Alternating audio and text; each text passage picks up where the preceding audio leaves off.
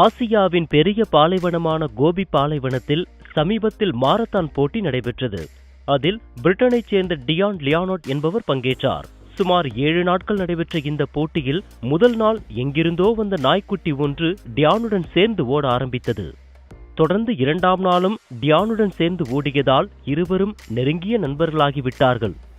இதுகுறித்து டியான் கூறுகையில், தனியாக ஓடுவதைக் காட்டிலும் இப்படி துணையுடன் ஓடுவது உற்சாகமாயிருந்ததாகவும் 6 கட்டங்களாக நடந்த இந்த போட்டியில் 4 கட்டங்கள் நாய்க்குட்டி வந்ததாகவும் அடுத்த 2 கட்டங்களில் மிகவும் கடுமையானது என்பதால் நாய்க்குட்டியை வர அனுமதிக்கவில்லை என்றார். போட்டியில் வெள்ளிப்பதக்கம் பெற்ற டியான் நாய்க்குட்டிக்கு பாலைவனம் ஞாபகமாக கோபி என்றே பெயர் வைத்தார்.